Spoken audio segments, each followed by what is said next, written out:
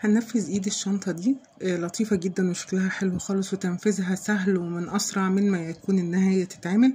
انا منفذاها هنا اهوت في نسختين، هنا ده خيط مكرمية رفيع، وهنا دوت خيط الستان الايطان السلسلة، وهنشوف نعملها ازاي على طول. طبعا بنحتاج بس الحلقات، انا هعملها بطريقه ان اول ما هنشتغل احنا هنثبت الحلقات معانا.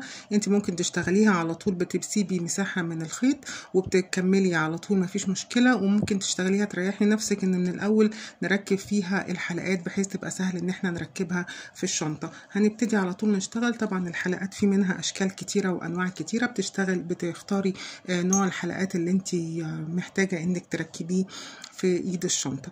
اول حاجه هبتدي هعمل، انا مختاره خيط سلسله متوسط السمك وبشتغل بإبرة رقم 5. ودي ملحوظة مهمة، انت ممكن، انا هنا عاملة الغرزة ديت هنشرحها طبعا، لكن هنا عاملاها 4 لفات وهنا عاملاها 3 لفات وتقريبا طالعين بنفس السماكة، فانت على حسب نوع الخيط وعلى حسب الإبرة اللي انت هتختاريها مناسبة للشغل. هنشوف ازاي هنبتدي.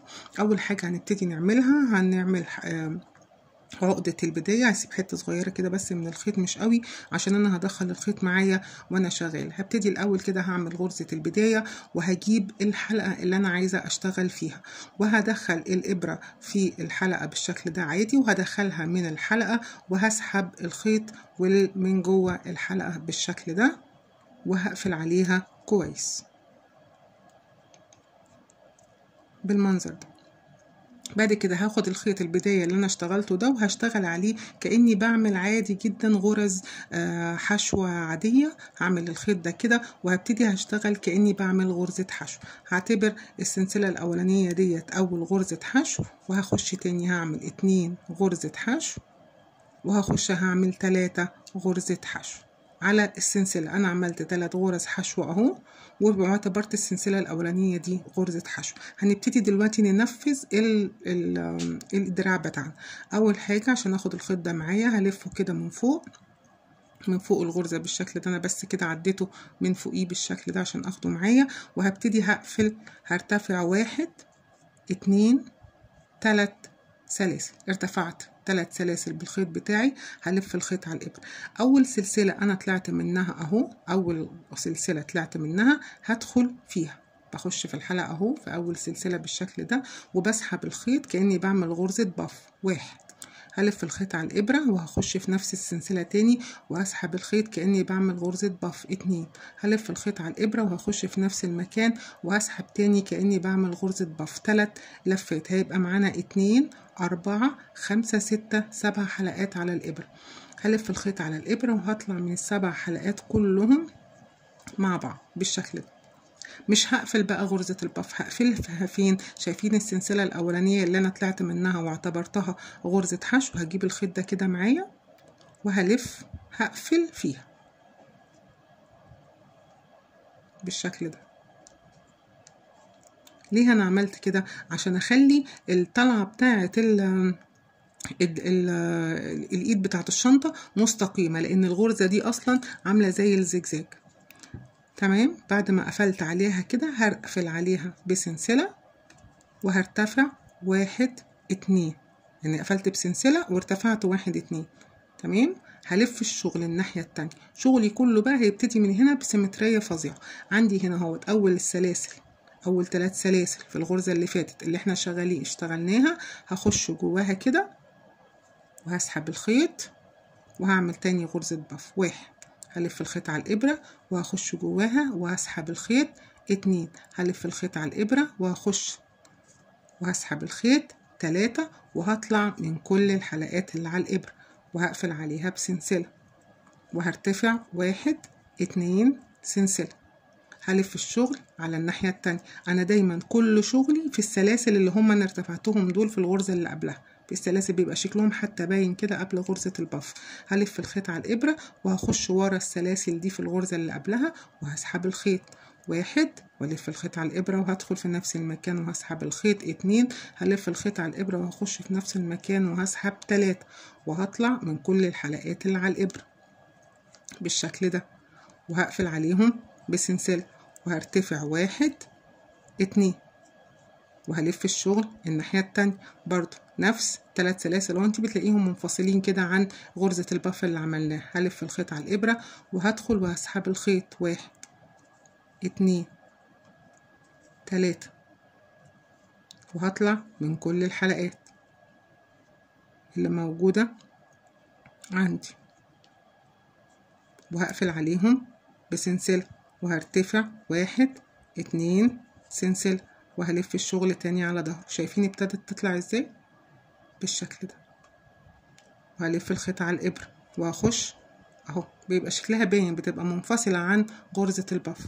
وهخش وهسحب 3 مرات 1 والف الخيط على الإبرة 2 والف الخيط على الإبرة 3 وهطلع من كل الحلقات اللي موجودة على الإبرة وهقفل عليها بسلسلة وارتفع 1 2 والف الشغل على ظهر نفس المكان اهو اللي احنا بنخش فيه ورا ال3 سلاسل. هلف الخيط على الإبرة وهدخل 1 2 3 هلف الخيط على الإبرة وهطلع من كل الحلقات اللي موجودة على الإبرة، هقفل عليهم بسلسلة وهرتفع 1 2 وهلف الشغل على ظهر. شايفين شكلها طلعت ازاي؟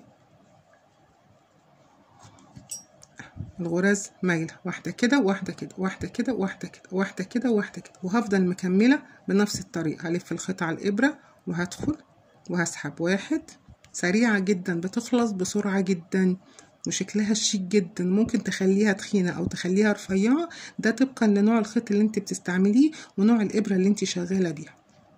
هلف الخيط على الإبرة وهدخل هنا هلف 1 2 3 وهطلع من كل الحلقات اللي موجودة على الإبرة. هي دي الفكرة اللي كنت بقولها لكم في أول الفيديو. الغرزة الباف ديت ممكن تكون تخينة وممكن تكون رفيعة، سمكها كده على حسب الخيط اللي بتشتغليه. هنا الخيط اللي أنا كنت مستخدماه كان خيط مكرمية رفيع، فلما عملت 3 لفات كانت خفيفة خالص، فعملت 4 لفات. يعني ايه 4 لفات؟ يعني بلف كده وهخش كده غرزة الباف بعملها 4 لفات، 1 2 3 4 دي معنى اللي هي 4 لفات. لكن احنا شغالين هنا اهوت 3 لفات بس عشان سمك الخيط دوت متوسط السمك. خيط السلسلة ده متوسط السمك، وبتفضلي شغالة بنفس الطريقة وتعلي الإيد لحد ما توصل للحجم اللي انت عايزاه. بيبقى شكلها بالشكل ده شيك جدا جدا جدا. وفي الاخر ده طبعا هنلسعه بالولاعه وهنشيله وهنفضل شغالين لحد الاخر. وزي ما ابتدينا هنا ب4 غرز زي ما هننتهي الناحيه التانية ب4 غرز، وهيبقى شكل السلسله شكلها كده اهو. زي ما ابتدينا هنا اهو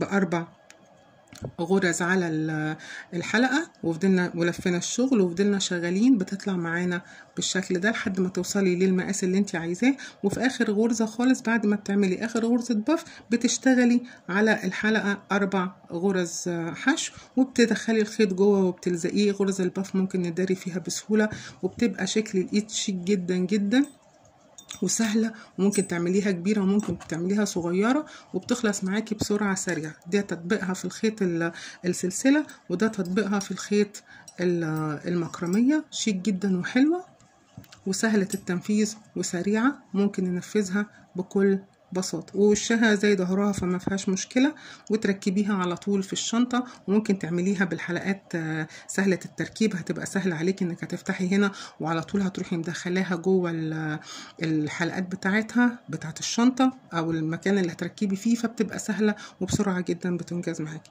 دي طريقة التنفيذ بتاعتها وده التطبيق بتاعها. اشتغلوا وطبقوا. لو في اي كومنتات سيبوها لي في كومنتات وانا هرد عليها.